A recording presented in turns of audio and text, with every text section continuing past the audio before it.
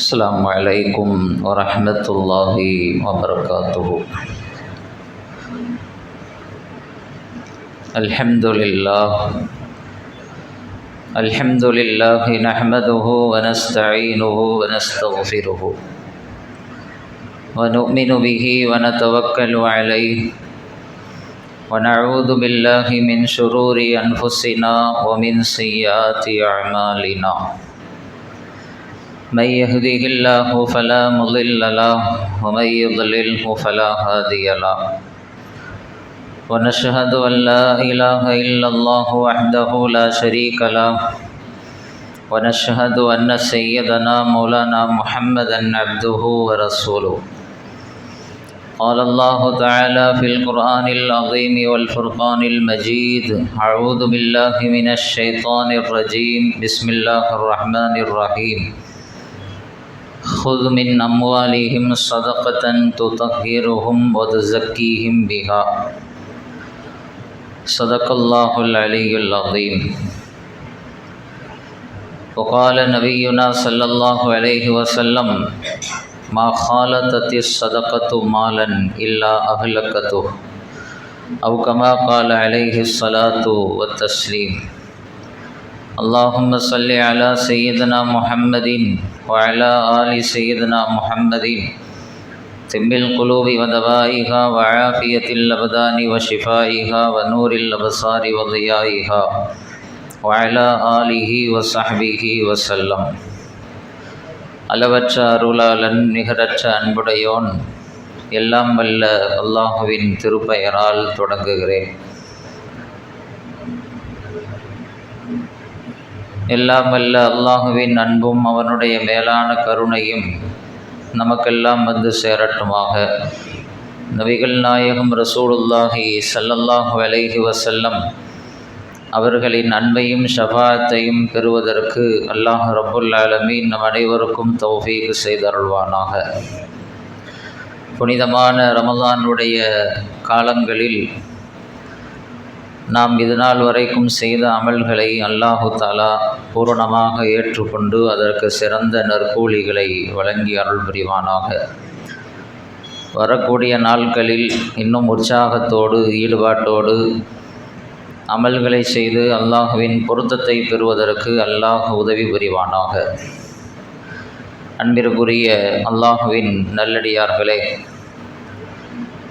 மனித சமூகத்தின் நேர்வழிக்காக அல்லாஹ் ரப்புல் ஆலமீன் அல் குர்ஆனை தந்தான். அல் குர்ஆன் ஷரீஃப் அனைத்தையும் பேசுகிறது. மனிதனுடைய இயல்பான குணங்கள் என்ன, மனிதனுக்கு இருக்கக்கூடிய இயற்கையான தன்மைகள் என்ன என்பதையெல்லாம் குர்ஆன் பேசும். பொதுவாக மனிதர்களிடத்தில் என்ன குணம் இருக்கும் அப்படிங்கிறத நாம் குர்ஆனில் பார்த்தாவே போதும். ஒவ்வொருத்தருக்கும் தனித்தனி குணங்கள் இருக்கும். ஆனால் பொதுவாக எல்லோரிடத்திலும் இருக்கக்கூடிய சில தன்மைகள், சில இயற்கை குணங்கள், அது என்னங்கிறத குர்ஆன் நமக்கு சொல்லுது. அல்லாஹ் சொல்கிறான்: குலிக்கல் இன்சானு லஈஃபா, குலிக்கல் இன்சானு அஜூலா. மனிதன் அவசரக்காரனாக படைக்கப்பட்டிருக்கிறான். அவசரம் என்ற குணம் மனிதன்கிட்ட இருக்கும் அப்படின்னு சொல்கிறான். நிதானம் இருக்காது. எதையுமே அவசரமாக பேசுவான், அவசரமாக முடிவெடுப்பான், அவசரமாக செயல்படுவான். அல்லாஹ்விடத்தில் துவா கேட்குறதுல கூட அவசரம். எதை கேட்கணுமோ அதை கேட்காம அவசரப்பட்டு எதையாவது ஒன்று அவனுக்கு தீங்கு ஏற்படுத்தக்கூடிய விஷயத்தை அல்லாஹ்ட்டே கேட்டுருவான். அல்லாஹ் அதையும் குர்ஆனில் பதிவு செய்கிறான். அப்போ அவசரம் என்ற குணம் மனிதனுக்கு இருக்கிறது. இன்னல் இன்சான குலிக ஹலூஆ, மனிதனிடத்தில் பதட்டம் இருக்கிறது என்று அல்லாஹ் சொல்லுகிறான்.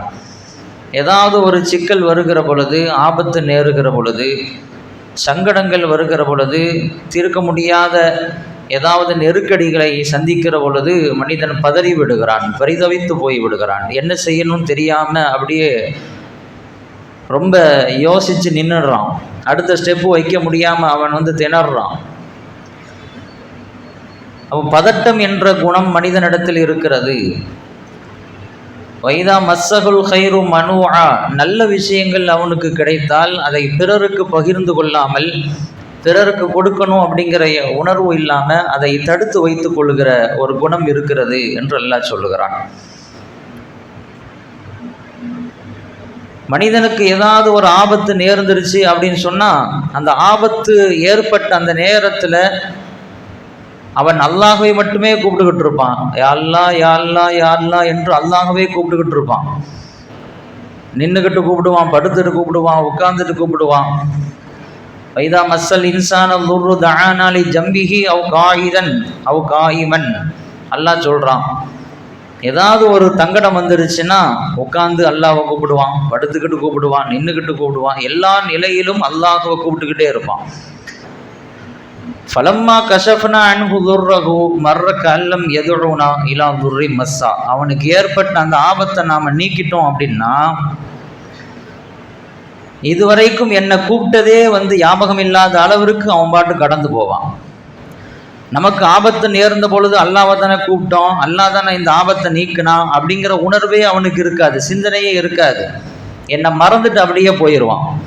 அவன் கஷ்டம் வரும்பொழுது என்ன நினச்சி பார்ப்பான், சந்தோஷம் வரும்பொழுது அப்படியே பாராமுகமாக போயிடுவான். ஏன் ஞாபகம் அவனுக்கு வராது அப்படின்னு அல்லாஹ் சொல்கிறான்.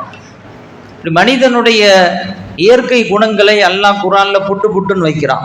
அதில் ஒரு இடத்துல சொல்கிறான், துஹிப்பூனல் மால ஹுப்பன் ஜம்மா, நீங்கள் அதிகமாக பொருளாதாரத்தை நேசிக்கிறீர்கள், காசு பணத்தை விரும்புகிறீங்க.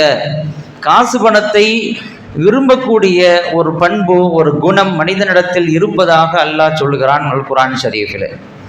இயற்கையாகவே மனிதனுக்கு அல்லாஹு தஆலா பணத்தின் மீது, பொருளாதாரத்தின் மீது ஒரு மோகத்தை, ஒரு ஆசையை, ஒரு இன்ட்ரெஸ்ட்டை அல்லாஹ் ஏற்படுத்தி இருக்கிறான். இது உலகத்தினுடைய நியதிக்கும் இது ஒத்து வரும். இயற்கையாகவே அல்லாஹு தஆலா மனிதனுக்கு பணத்தின் மீது ஆசையை ஏற்படுத்தினதுனால தான் உலகமே இயல்பா இயங்கிட்டு இருக்குதுன்னு சொல்ல முடியும். உலகம் சரியா இயங்கணும்னா எல்லாரும் அவங்கவுங்க காரியத்தை சரியா செய்யணுமா இல்லையா? விவசாயிகள் விவசாயம் செய்யணும், வியாபாரிகள் வியாபாரத்தை கவனிக்கணும், எக்ஸ்போர்ட் பண்ணக்கூடியவங்க எக்ஸ்போர்ட் பண்ணணும், அதாவது பொருட்களை உற்பத்தி செய்யக்கூடியவங்க உற்பத்தியில் கவனம் செலுத்தணும். எல்லாம் அவங்கவுங்க காரியத்தை சரியாக செஞ்சால் மட்டும்தான் உலகம் இயங்கும். எல்லாம் அவங்கவுங்க காரியத்தை செய்கிறதா இருந்தால் எப்போ செய்வாங்க? காசு பணத்தினுடைய தேவை இருந்தால் மட்டும்தான் செய்வாங்க. காசு பணத்தினுடைய தேவை இல்லைன்னா யாரும் எந்த டியூட்டியும் பார்க்க மாட்டாங்க. யாருக்குமே பொருளாதாரத்தின் மீது ஒரு இன்ட்ரெஸ்டே இல்லைன்னு வைங்க, பொருளாதாரத்தினுடைய நீடை யாருக்கும் இல்லைன்னு வைங்களேன், யார் என்ன செய்வா? ஒரு கற்பனையை நாம் திங்க் பண்ணி பார்ப்போம். யாருக்கும் பொருளாதாரத்தினுடைய தேவையே இல்லை. அந்த ஆசையே அல்லாஹ் மனிதனுக்கு ஏற்படுத்தலை அப்படின்னா இன்னைக்கு விவசாயம் நடக்குமா? உற்பத்தி நடக்குமா? அல்லது எக்ஸ்போர்ட் பண்ண முடியுமா? தொழிலாளர்கள் அவங்க தொழிலை செய்வாங்களா? சுத்தம் செய்யக்கூடியவங்க அவங்க காரியத்தை செய்வாங்களா? அரசியல் நடக்குமா? வியாபாரம் நடக்குமா? எதுவும் நடக்காது. உலகமே ஸ்தம்பித்து போய்விடும். இந்த உலக இயக்கத்திற்கே அடிப்படையானது மனிதனுடைய உள்ளத்தில் அல்லாஹ் ஏற்படுத்தி இருக்கக்கூடிய அந்த பொருளின் மீது இருக்கக்கூடிய தேவை, ஆசை. ஆசை அல்லாஹு தஆலா ஏற்படுத்தி இருக்கிறான். அதனால தான் இன்னைக்கு சம்பாதிக்கிறதுக்காக, பொருளாதாரத்தை தேடுறதுக்காக பல்வேறு முயற்சிகளை நாம் ஈடுபடுறோம், அதற்காக நேரங்களை செலவழிக்கிறோம். பொருளாதாரத்தை நாம் எந்த அளவுக்கு அதாவது சம்பாதிக்கிறோமோ அதே அளவிற்கு அதை சேமித்து வைக்க வேண்டும் என்பதிலும் நாம் கவனம் செலுத்துகிறோம். யார் அப்படியே சம்பாதிச்சு அப்படியே செலவழிச்சுட்டு போறது இல்லை, டாம்டும்னு செலவு பண்றது இல்லை.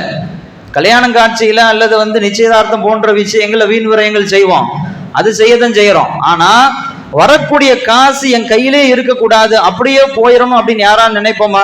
நினைக்க மாட்டோம். அதை சேமிச்சு வைக்கணும், அதை பாதுகாக்கணும் அப்படிங்கிற உணர்வு நமக்கு இருக்குதா இல்லையா? வரக்கூடிய காசுகளை நாம அதாவது தங்கத்துல போடுறோம், ஒரு லேண்டில் போடுறோம், வியாபாரத்துல முதலீடு பண்றோம், ஏதாவது ஒரு வகையில பொருளாதாரத்தை சேமிக்கணும் அப்படின்னு நினைக்கிறோம். இதுவும் அல்லாஹ் தஆலா மனிதனுக்கு இந்த உணர்வை கொடுத்திருக்கிறான். தனி மனிதன் மட்டுமல்ல, இன்னைக்கு ஒவ்வொரு நாடும் பொருளாதாரத்தை சேமிப்பதற்கு முனைகிறது, தங்கத்தை முதலீடு செய்கிறது. வேர்ல்டு கோல்டு கவுன்சில் அப்படின்னு சொல்லி அது ஒரு ரிப்போர்ட்டை நமக்கு தருது. உலகத்தில் இருக்கக்கூடிய முக்கியமான நாடுகள் டன்னு கணக்க தங்கத்தை சேமித்து வைத்திருக்கிறது. அமெரிக்கா மட்டும் 8000 டன் தங்கத்தை பதுக்கி வச்சிருக்கிறான், சேமித்து வச்சிருக்கிறான். ஒரு டன் அப்படிங்கிறது 1000 கிலோ. 8000 டன்னுனா எவ்வளவு கிலோ வச்சிருப்பாங்கன்னு பாருங்க. ஜெர்மனி 3000 டன்னு கிலோ தங்கத்தை சேமித்து வைத்திருக்கிறது. இத்தாலி 2400 கிலோ, 400 டன்னு. பிரான்ஸ் 2400 டன்னு. ரஷ்யா அது 2300 டன்னு தங்கத்தை சேமித்து வைத்திருக்கிறது. இப்படியெல்லாம் தங்கத்தை முதலீடு செய்து அதை பதுக்கி வைத்தால் தங்க ரேட்டு யாராம என்ன செய்யும்? தங்கத்தினுடைய பற்றாக்குறை வந்ததனால தான் தங்க ரேட்டு ஏறிக்கிட்டே போகுது. அப்போ ஒவ்வொரு நாடும் பொருளாதாரத்தை சேமிப்பதில் கவனம் செலுத்துகிறது. பிற்காலத்தில் வரக்கூடிய காலத்தில் பொருளாதார நெருக்கடி எதுவும் வந்துடக்கூடாது, பண வீக்கத்தால் நாடு பலவீனப்பற்றக்கூடாது அப்படிங்கிறதுல கவனம் செலுத்தி பொருளாதாரத்தை சேமித்து வைக்கிறதுல ஒவ்வொரு நாடும் கவனம் செலுத்துவதை பார்க்கிறோம். அப்ப தனி மனிதன் முதல் கொண்டு ஒரு நாடு வரைக்கும் அத்தனை பேரும் பொருளாதாரத்தை தேடவும் செய்கிறார்கள், அதை சேமித்தும் வைக்கிறார்கள். இதெல்லாம் எதுக்கு அப்படின்னு சொன்னா, வாழ்க்கை லைஃப் சந்தோஷமா இருக்கணும், மகிழ்ச்சியா இருக்கணும், அமைதியா இருக்கணும், எந்த நெருக்கடியும் வந்துடக்கூடாது, எதிர்காலத்துல யார்கிட்டையும் தேவையாகிற அளவுக்கு ஒரு நிலைமை போயிடக்கூடாதுங்கிறதுக்காகத்தான் பொருளாதாரத்தை சேமிக்கிறோம். வாழ்க்கை மகிழ்ச்சியா இருக்கணும் அப்படிங்கிற ஒரு அடிப்படையை வைத்துத்தான் இன்றைக்கு பொருளாதாரம் தேடப்படுகிறது, சேமிக்கப்படுகிறது. ஆனா இன்னைக்கு பொருளாதாரத்தை தேடுகிறோம், சேமிக்கிறோம், வாழ்க்கை லைஃப் மகிழ்ச்சியா இருக்குதா, நெருக்கடி இல்லாம இருக்குதா அப்படின்னா அது ஒரு கொஸ்டின் தான். எல்லாரும் இன்னைக்கு வாழ்க்கையில கடன் வாங்குறோம், எல்லாரும் கடன் பட்டிருக்கிறோம். கடன் வாங்காத யாராவது இருக்கிறீங்களா? ஒண்ணு கொஞ்சமா வாங்கியிருப்போம் அல்லது அதிகமா வாங்கியிருப்போம். ஏதோ ஒரு வகையில கடன் பட்டிருக்கிறோம். சொந்தமான வீடு இருக்கு, சொந்தமா கார் இருக்கு, லேண்ட் இருக்கு, சொந்தமா தொழில் இருக்கு, வசதி இருக்கு, ஆனா கடனும் சேர்ந்து இருக்கு. ஏன் கடன் வாங்குகிறோம்? நல்ல வசதியை கொடுத்திருக்கிறான்ல, அதை கொண்டு தேவை பூர்த்தி ஆகிறது இல்லையா? இன்னொரு இடத்துல கையேந்திர அளவுக்கு, கையை நீட்டுகிற அளவுக்கு ஏன் நம் நிலைமை போகிறது? ஏன் கடன் படுகிறோம், கடன் வாங்குகிறோம்? பொருளாதாரத்துல பரக்கத் இல்ல. சம்பாதிக்கிறோம், நிறைய காசு பணம் வருது, ஆனா பரக்கத் இல்லாம போயிருது. அதனாலதான் காசு இருந்தும், காசு வந்து கொண்டிருந்தும் பிறரிடத்திலே தேவையாகக்கூடிய ஒரு நிலைக்கு நாம் போகிறோம் என்பதை நாம் எண்ணி பார்க்க கடமைப்பட்டிருக்கிறோம். வரக்கூடிய காசு பரக்கத்தானதா இல்ல, பரக்கத் இல்ல, அல்லாஹ்வினுடைய அபிவிருத்தி அதுல இல்ல. அதனால பிறரிடத்தில் தேவையாகக்கூடிய ஒரு சந்தர்ப்பம், ஒரு சூழ்நிலை நமக்கு வருகிறது இல்லையா? எதனால பரக்கத் இல்லாம போச்சு? பல காரணங்கள் இருக்கிறது. பரக்கத்தை நம்முடைய பொருளாதாரத்திலிருந்து, வாழ்க்கையிலிருந்து எடுபடுவதற்கு பல காரணங்கள் சொல்லப்படுகிறது. அதுல ஒண்ணு ஜக்காத். ஜக்காத்தை நாம முறையாக சரியாக வெளியாக்குவதில்லை. நமக்கு அல்லாஹ் கொடுத்த செல்வத்திலிருந்து, பொருளாதாரத்திலிருந்து, பணம் காசிலிருந்து, தங்க நகைகளிலிருந்து, வெள்ளி நகைகளிலிருந்து, லேண்டுகளிலிருந்து, வியாபார சரக்குகளிலிருந்து, ஆடு மாடு போன்ற பிராணிகளிலிருந்து ஜக்காத்தை எவ்வளவு கொடுக்கணும், எப்படி கொடுக்கணும் அப்படின்னு ஷரியத் சொல்லுகிறதோ அந்த முறைப்படி முறையாக சரியாக கொடுக்காததினால் நம்முடைய பொருளாதாரத்துல பரக்கத் இல்லாம போயிடுச்சு. ஸல்லல்லாஹு அலைஹி வஸல்லம் அவர்கள் சொல்வார்கள், மா ஹாலத்தத்தி ஸதக்கத்து மாலன் இல்லா அஹ்லக்கத்து.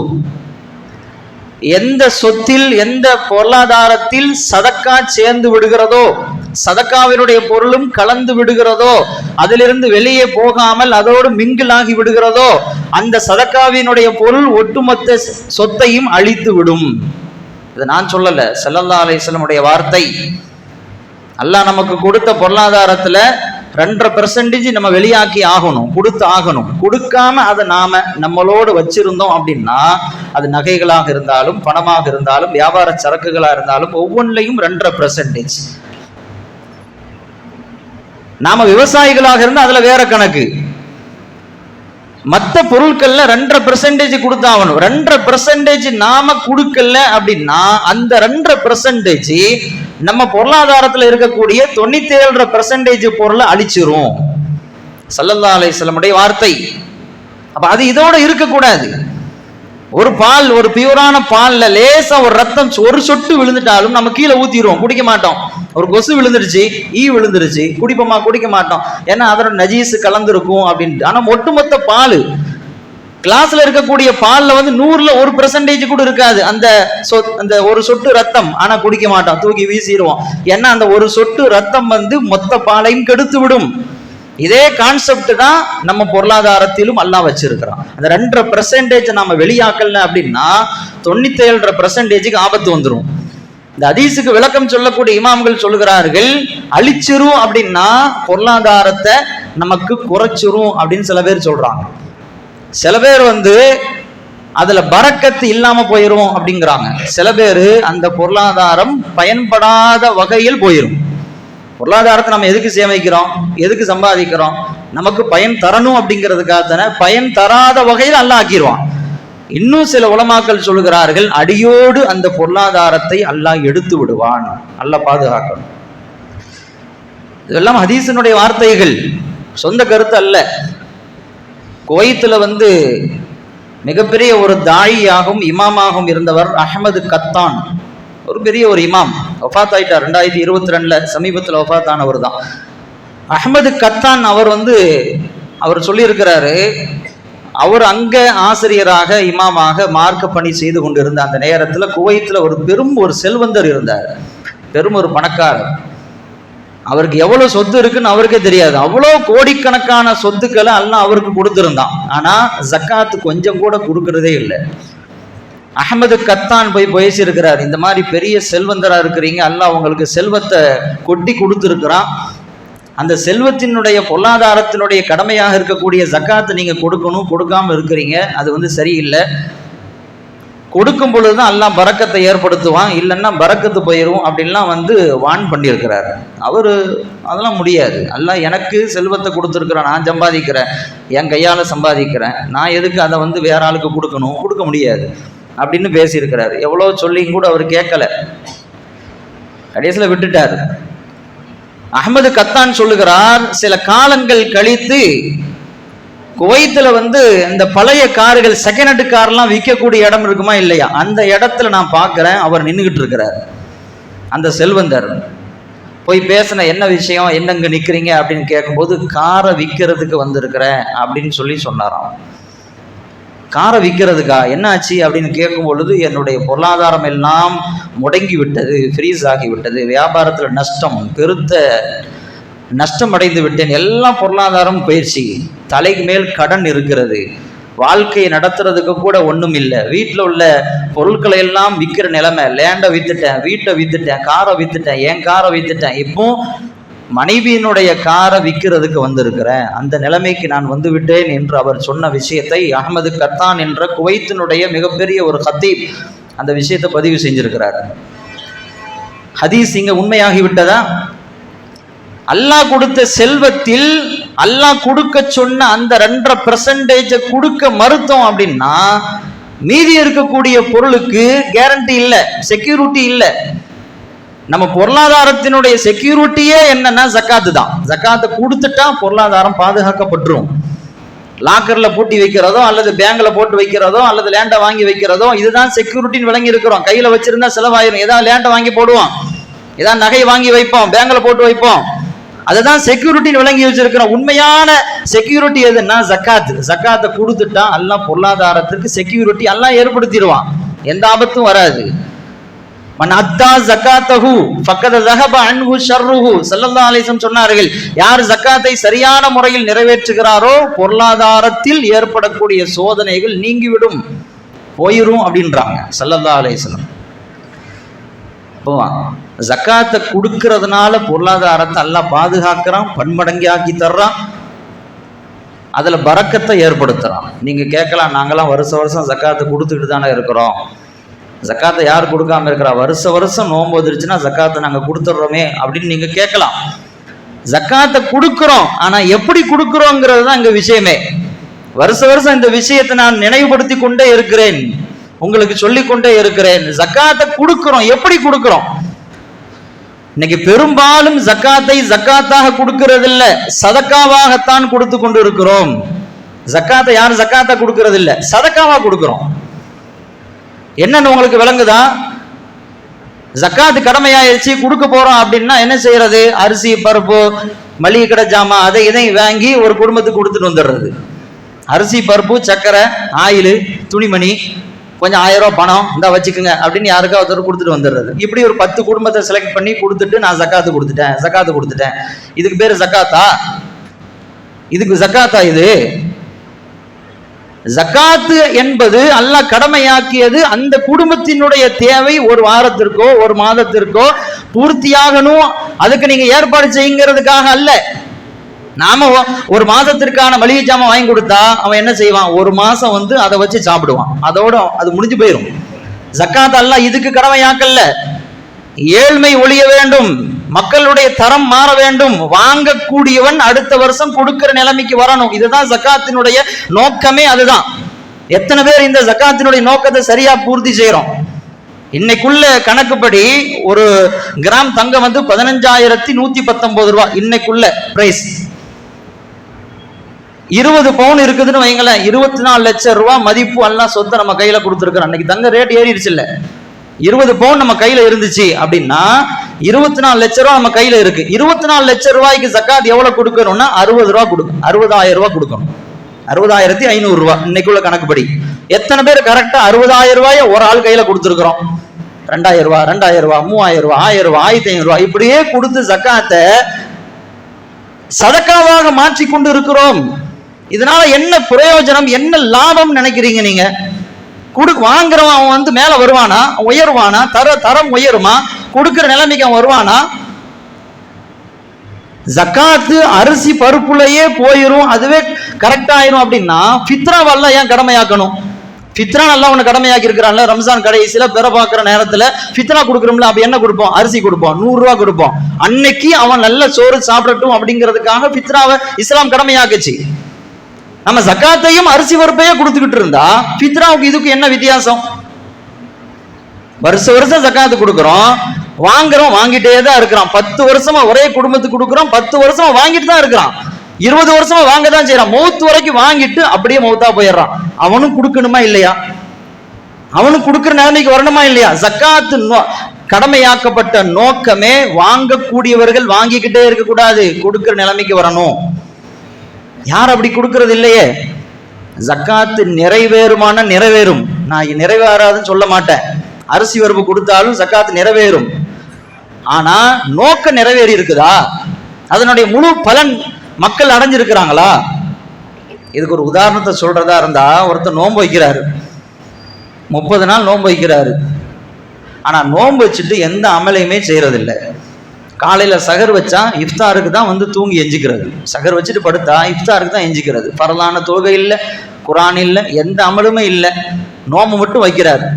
இப்ப இவருடைய நோம்பு கூடுமான்னு கேட்டா கூடும். ஏன்னா நோம்பு சரியா தான் வைக்கிறாரு, சாப்பிடாம இருக்கிறாரு, குடிக்காம இருக்கிறாரு, நோம்பு கூடிரும். ஆனா ரம்ஜானுடைய நோக்கத்தை இவர் பூர்த்தி செஞ்சாரா? ரம்ஜான் மாசத்தால நோம்பு வைக்கிறதுக்கு மட்டுமா கொடுத்தான்? அமல் செய்யணுங்கிறதுக்காக கொடுத்துருக்கிறான். மற்ற மாதத்துல செய்யாத அமல்களை இந்த மாசத்துல செய்யணும், பெருக்கிக்கணும் அப்படிங்கிற நோக்கத்துல கொடுத்திருக்கிறான்.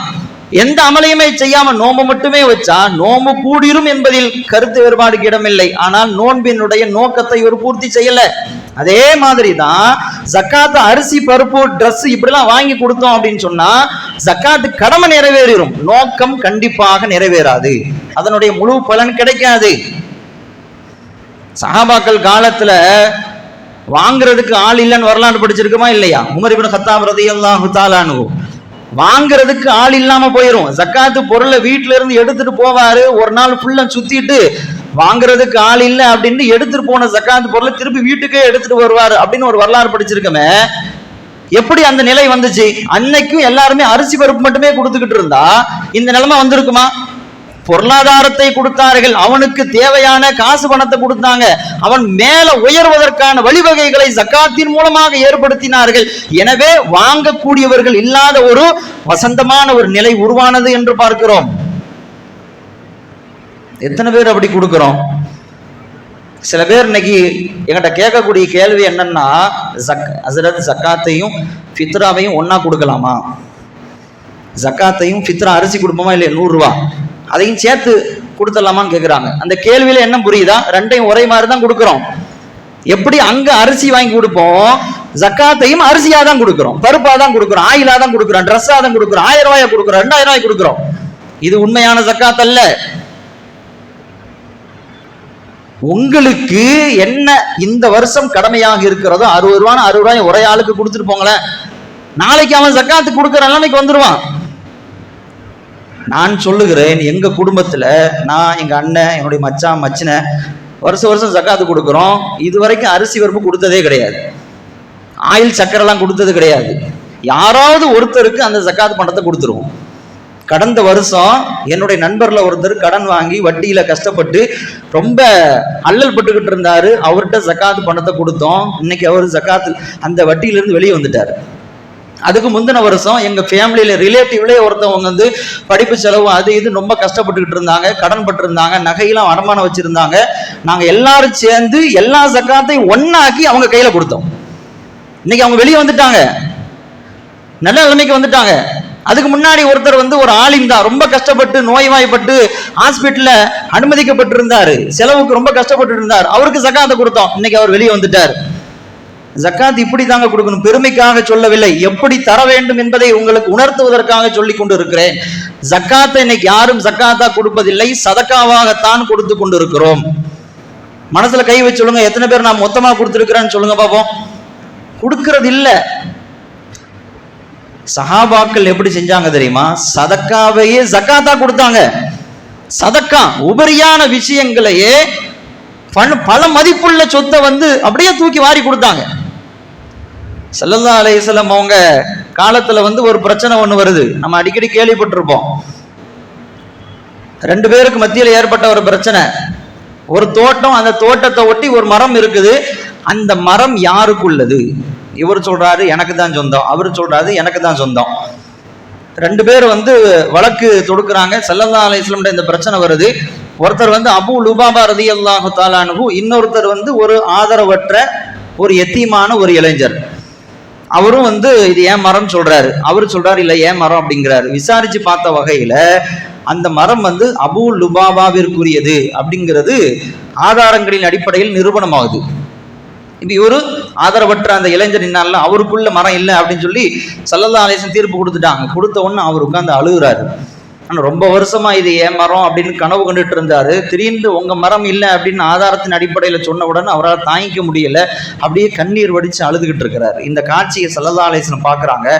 பார்த்துட்டு அபூ லுபாபாவை கூப்பிட்டு சொன்னாங்களா, இந்த மாதிரி இந்த மரம் வீசி 2 பேருக்கு மத்தியில் வழக்கு பிரச்சனை, ஓ மரம் முடிவாயிருச்சு, இருந்தாலும் அவருடைய நிலைமையை பார்த்தா ரொம்ப பரிதாபமா இருக்குது, உட்கார்ந்து அழுதுகிட்டு இருக்கிறாரு. பெருந்தன்மையா அந்த மரத்தை நீ அவருக்கே விட்டு கொடுக்கலாமே அப்படின்னு கேட்டாங்க. ஒரு மரம் தானப்பா, அவர்கிட்ட விட்டு கொடுத்துரு, அவர் வந்து கொஞ்சம் வாழ்க்கை அவர் சந்தோஷப்படட்டுமே அப்படின்னு சொன்னாங்க. அவர் என்ன நினைச்சாரு தெரியல, முடியாதுன்ட்டார். இல்லை முடியாது, ரொம்ப காலமா அவரும் அந்த மரம் ஏன் சொத்துன்னு நினைச்சு வச்சிருப்பாரு. திடீர்னு கொடுக்க சொன்னோன்னு அவர் முடியாதுன்ட்டார். திருப்பி சொல்லி பார்த்தாங்க, குடம்பா அப்படின்னாங்க, முடியாதுன்றார். கடைசியில் ஸல்லல்லாஹு அலைஹி வஸல்லம் சொன்னாங்க, அபூ லுபாபா அந்த மரத்தை பெருந்தன்மையோடு நீ அவருக்கு விட்டு கொடுத்துட்டா இதற்கு பகரமாக சொர்க்கத்துல உனக்கு ஒரு மரம் கிடைக்கும், அதற்கு நான் கேரண்டி அப்படின்னாங்க. இந்த ஒரு மரத்தை விட்டு கொடுத்துட்டா சொர்க்கத்துல அதுக்கு பகரமா நான் ஒரு மரம் உனக்கு வாங்கி தரேன், சொர்க்கத்து மரம். அப்பவும் அவர் முடியாதுன்ட்டார். இல்லை நான் கொடுக்குற ஐடியாவில் இல்லைன்ட்டார். ஸல்லல்லாஹு அலைஹி வஸல்லம் விட்டுட்டாங்க. இந்த காட்சியை தூரத்திலிருந்து ஒரு சஹாபி பார்த்துக்கிட்டே இருக்கிறாங்க. அபூ தஹ்தா ரலியல்லாஹு தஆலா அன்ஹு பார்த்துக்கிட்டே இருக்கிறாங்க. அவர் நேராக அபூ லுபாபாட்ட வந்தார். வந்து சொன்னார், அந்த ஒரு மரம் வந்து கொடுக்க மாட்டேன்னு சொன்னீங்க, அந்த மரத்தை எனக்கு கொடுத்துருங்க அப்படின்னு சொன்னார். ரசூல்லா கேட்டே நான் கொடுக்கல, நீங்கள் கேட்டால் கொடுக்க போகிறேன் அப்படின்னு அவர் சொன்னார். இல்லை, அந்த ஒரு மரத்தை எனக்கு தந்துட்டீங்கன்னா 100 மரங்கள் அடங்கிய ஒரு பெரிய சோலையை உனக்கு கையில் கொடுத்துட்றேன், பெரிய தோட்டத்தையே உன் பேரில் எழுதி வச்சிடறேன், அந்த ஒரு மரத்தை எனக்கு கொடுத்துரு, ஒரு தோட்டம் உனக்கு அதுக்கு பகரமா தந்துடுறேன் அப்படின்னு சொன்னா தோட்டம் கிடைக்குது, 100 மரங்கள், எவ்வளவு லாபம் கிடைக்கும் அப்படின்னு சொல்லி அவர் சரின்னு ஒத்துக்கிட்டாரு. அந்த மரத்தை அபூ தஹ்தா ரலியல்லாஹு தஆலா அன்ஹு வாங்கிட்டாங்க. வாங்கிட்டு நேராக பெருமானாட்ட வந்தாங்க, யார் ரசூலுல்லாஹ் அந்த மரத்தை நான் வாங்கிட்டேன், நீங்க யாருக்கு கொடுக்கணும்னு நினைச்சீங்களோ அந்த ஆதரவற்ற இளைஞருக்கு இந்த மரத்தை நான் கொடுத்துட்றேன். ஆனா ஒரே ஒரு ரெக்யூஸ்ட், நீங்க வந்து அபூ லுபாபாவுக்கு வாக்களிச்சிங்கல்ல, ஒரு மரத்தை கொடுத்துரு, சொர்க்கத்து மரத்தை உனக்கு தரேன்னு சொன்னீங்கல்ல, அந்த மரத்தை எனக்கு கொடுத்துருங்க அப்படின்னு அவர் கேட்டார். ஸல்லல்லாஹு அலைஹி வஸல்லம் சந்தோஷப்பட்டு சொன்னார்கள், நிச்சயமாக உனக்கு கிடைக்கும், கவலைப்படாதே அபூ தஹ்தா அப்படின்னு சொன்னாங்க. உஹது போர்க்களத்தில் ஷஹீதாக்கப்பட்டார். ஷஹீதாக்கப்பட்டு அவருடைய அந்த ஜனாசாவை பார்த்த பொழுது ஸல்லல்லாஹு அலைஹி சொன்னார்கள், ருப்ப கதுகின் முதல்லிலின் சொர்க்கத்திலே எத்தனையோ மரங்கள் சோலைகள் இந்த அபு தஹதாவுக்கு காத்திருக்கிறது என்று அன்னைக்கு சுப செய்தி சொன்னாங்க. ஒரு தோட்டத்தை கொடுத்து ஒரு மரத்தை வாங்கி அந்த இளைஞருடைய வாழ்க்கையில மகிழ்ச்சியை கொடுத்தார் பாத்தீங்களா. அதுக்காக அல்லாஹு தஆலா அவருக்கு சொர்க்கத்துல மிகப்பெரிய தோட்டத்தை கொடுத்தான்னாங்க. நல்லா யோசிச்சு பாருங்க, ஒரு மரத்தை வாங்குறதுக்கு ஒரு தோட்டத்தையே கொடுத்தாங்க. ஒரு நிமிஷத்துல ஒரு தோட்டம், பல லட்சம் மதிப்புள்ள சொத்தை அப்படி கொடுக்கிறதுக்கு முன் வந்தாங்க. சதக்காவையே ஜக்காத் அளவுக்கு கொடுத்தார்கள். இன்னைக்கு ஜக்காத்தை சதக்காவா கொடுத்துட்டு இருக்கிறோம். அதுவும் இன்னைக்கு தங்கம் விலை எங்கேயோ ஏறி எகிரி போயிட்டு இருக்குது. கடந்த வருஷம் இதே நேரத்துல வெறும் 9,000 ரூபாய் 8,000 ரூபாய் இருந்த இடத்துல இன்னைக்கு 15,000 ரூபாய் இருக்குது. தங்க ரேட்டு ரொம்ப ஏறி போச்சு. இந்த வருஷம் கொடுக்கிறது ரொம்ப தயக்கப்படுவோம், யோசிப்போம். யோசிக்காதீர்கள். அல்லாஹ்விற்காக கொடுப்பதற்கு, ஏழைகளுக்கு கொடுப்பதற்கு யோசிக்க வேண்டாம். கொடுத்தா குறைஞ்சிருமே அப்படின்னு நினைக்க வேண்டாம். கொடுத்தவர்கள் சரிந்ததாக வரலாறே கிடையாது. கொடுத்தவர்கள் மேலே உயர்ந்து போனதாகத்தான் வரலாறு பதிவு செய்யப்பட்டிருக்கிறது. அப்துர் ரஹ்மான் இப்னு அவுஃப் ரலியல்லாஹு தஆலா அன்ஹுடைய வரலாறை படியுங்கள். அப்துர் ரஹ்மான் இப்னு அவுஃப் ரலியல்லாஹு தஆலா சஹாபாக்கள்ல மிகப்பெரிய செல்வந்தர். அவரின் மூலமாக பயன்பெறாத மதீனாவாசியே கிடையாது என்று வரலாறு எழுதுகிறது. மதீனாவாசிகளை 3 பகுதியா பிரிச்சிடலாமா. ஒன்னு, அப்துர் ரஹ்மான் இப்னு அவுஃப் ரலியல்லாஹு தஆலா அன்ஹு கடன் கொடுத்திருப்பாங்க, அல்லது கடன் பட்டவங்களுக்கு கடனை அடைச்சிருப்பாங்க, அல்லது சொந்த பந்தத்தின் அடிப்படையில் நட்பு என்ற அடிப்படையில் உதவி செஞ்சிருப்பாங்க. ஏதோ ஒரு வகையில அப்துர் ரஹ்மான் இப்னு அவுஃப் ரலியல்லாஹு தஆலா அன்ஹு அவங்களால பயன் பெற்றவர்களாகத்தான் மதீனாவாசி இருப்பார்கள் என்று வரலாறு சொல்லுகிறது. போர்க்களம் வந்துகிட்டா 500 ஒட்டகத்தை கொடுப்பாங்க, 500 குதிரையை கொடுப்பாங்க. ஒரே நாள்ல ஒரே போருக்காக அப்படியே தூக்கி கொடுப்பாங்க. 40,000 தீனார் மதிப்புள்ள ஒரு சொத்து, ஒரு நிலத்தை விற்று அதை ஏழைகளுக்கு கொடுக்குமாறு ஒரு இடத்துல சொன்னாங்க. 40,000 தீனார் அப்படின்னா எவ்வளவு பெரிய சொத்து. அதை அப்படியே வித்து அந்த காசை போற மதீனாவில் இருக்கக்கூடிய ஏழைகளுக்கு எல்லாம் பங்கீடு செஞ்சு கொடுத்துருங்க அப்படின்னு அறிவிப்பு செஞ்சாங்க. 4,000 திர்ஹம், 4,000 தீனார் அதை எடுத்து பெருமானார் ஸல்லல்லாஹு அலைஹி வஸல்லம் மனைவிமார்களாக, உம்மஹாத்துல் மூமினீன்களாக அன்னைக்கு யாரெல்லாம் இருந்தாங்களோ அவங்களுக்கெல்லாம் பங்கீடு செஞ்சு கொடுத்தாங்க. தன்னுடைய கடைசி காலகட்டத்தில் தன்னிடம் இருந்த சொத்தில் அன்னைக்கு பத்ர் சஹாபாக்கள், பத்ரில் கலந்து கொண்ட சஹாபாக்களில் யாரெல்லாம் எஞ்சி இருந்தார்களோ அவர்கள் ஒவ்வொருவருக்கும் 400 தீனாரை கொடுக்கணும் அப்படின்னு சொல்லி வசியை செஞ்சாங்க. பத்ர் சஹாபாக்களுக்கு அன்னைக்கு கொடுத்தாங்க. இன்னைக்கு பத்ர் சஹாபாக்களுடைய நினைவு தினமாக இருக்குது. எல்லாத்தையும் தூக்கி வாரி வாரி கொடுத்தாங்க. எல்லாம் 40, 50 இல்ல, 4,000, 40,000 இப்படிதான் அவங்க கொடுத்ததுனால அவங்க குறைஞ்சு போயிட்டாங்களா? அவங்க இல்லாம ஆயிட்டாங்களா? வரலாறை படித்து பாருங்கள். மௌத்தாகிற பொழுது அவர்கள் விட்டு போன சொத்து 32 லட்சம் தீனார். அவங்க விட்டுட்டு போன, அவங்க வாரிசுகளுக்கு விட்டுட்டு போன சொத்து எவ்வளவு? 32 லட்சம் தீனார். இவ்வளவு கொடுத்தாங்களே, குறையல. அல்லாஹ் கொடுத்துக்கிட்டே தான் இருந்தான், பன்மடங்காக்கி கொண்டே இருந்தான். அல்லாஹ் ஜகாத்தின் மூலம் நமக்கு தருவது பயன் இதுதான். கொடுக்க கொடுக்க கூடுமே தவிர குறையாது. ஜகாத் அப்படிங்கிற பொருளுக்கு என்ன அர்த்தம் தெரியுமா? நம, வளர்ச்சி அப்படின்னு அர்த்தம். வளர்ச்சி. தங்கம் மட்டும்தான் என் கையில இருக்கு, காசு பணம் இல்லை, நான் எப்படி ஜகாத்தை கொடுக்கிறது? தங்கத்தை வித்து கொடுங்கன்னு சொல்லுது ஷரியத்து. தங்கத்தை உன் கையில அல்லாஹ் கொடுத்து வச்சிருக்கிறான்ல, நம்ம கையில கொடுத்து வச்சிருக்கிறான்ல, அதுக்கு அல்லாஹ்வுக்கு நாம கொடுக்கக்கூடிய நன்றி கடன். காசு பணம் இல்லாவிட்டாலும் தங்கத்தை வித்து கொடுக்க வேண்டும் ஜகாத்து. அதையும் எடுத்துட்டு நம்ம எங்க போயிடுவோம்? அதனால ஜகாத் அப்படிங்கிறது நமக்கு பன்மடங்காக்கி தரும், வளர்ச்சியை நமக்கு கொடுக்கும். வாழ்க்கையில நாம என்னைக்குமே கொடுக்க தேஞ்சி போயிட மாட்டோம், வளர்ந்து கொண்டே தான் செல்வோம். எனவே நான் மீண்டும் சொல்லுகிறேன், ஜகாத் எல்லோருமே கொடுக்கிறோம், கொடுக்கலன்னு சொல்ல வரல. ஜகாத்தை கொடுப்போம், சதக்காவா கொடுக்காதீங்க. அரிசி பருப்பை கொடுக்கறது நிறுத்துங்க, அரிசி பருப்பை தனியா கொடுத்துங்க, சதக்காவா கொடுங்க. இல்லாதவங்களுக்கு மற்ற நேரங்கள்ல தாராளமா கொடுங்க, கொடுக்க வேண்டாம்னு சொல்லல. ஜகாத்துன்னு கொடுக்கறதா இருந்தா நீங்க ஒரு ஆளுக்கு அந்த பொருளாதாரத்தை கொடுங்க, அண்ணன் தம்பிக்கு கொடுங்க, அக்கா தங்கச்சிக்கு கொடுங்க, பக்கத்துல உள்ளவனுக்கு கொடுங்க. வியாபாரத்தை தொடங்க முடியாம நலிந்து போயிருக்கக்கூடியவங்களுக்கு கையில கொடுங்க. அவன் வியாபாரத்தை தொடங்கி நாளைக்கு அடுத்த வருஷம் அவன் ஜகாத்து கொடுக்குற நிலைமைக்கு வந்துருவான். அப்படி யாரும் செய்யறது இல்லையே. அப்படி ஒவ்வொருத்தரை நீங்க செலக்ட் பண்ணுங்க, ஒவ்வொருத்தரும் செலக்ட் பண்ணுங்க. நான் இன்னைக்கு இவருக்கு என் ஜகாத்தை இந்த வருஷம் கொடுக்க போறேன், கொடுங்க. அடுத்த வருஷம் அவன் கொடுக்க ஆரம்பிச்சிருவான். அடுத்த வருஷம் இன்னொருத்தர் செலக்ட் பண்ணி கொடுங்க, அதுக்கு அடுத்த வருஷம் அவன் கொடுக்க ஆரம்பிச்சிருவான். சஹாபாக்கள் காலத்தில் வாங்குவதற்கு ஆள் இல்லாத ஒரு நிலை ஏற்பட்டதே, அந்த நிலை இன்றைக்கும் ஏற்படும். அதை நாம் செய்ய வேண்டும். அல்லாஹு தஆலா அல்லாஹ் கடமையாக்கிய ஜக்காத்தை முறையாக சரியாக கொடுக்கக்கூடிய நன்மக்கள் கூட்டத்திலே அல்லாஹ் நம்மை சேர்த்து அருள் புரிவானாக. அல்லாஹ் நமக்கு கொடுத்த பொருளாதாரங்கள் எந்த வகையிலும் நஷ்டமடையாமல் வீண் போய்விடாமல் பாதுகாப்பாக பரக்கத்தாக மென்மேலும் வளருவதற்கு மேலோங்குவதற்கு அல்லாஹ் தன்னிறைவான வாழ்க்கையோடு வாழ்வதற்கு அல்லாஹ் தௌஃபீக் செய்வானாக. வஆகிரு தஅவானா அல்ஹம்துலில்லாஹி ரப்பில் ஆலமீன். அஸ்ஸலாமு அலைக்கும் வரஹ்மத்துல்லாஹி வபரகாத்துஹு.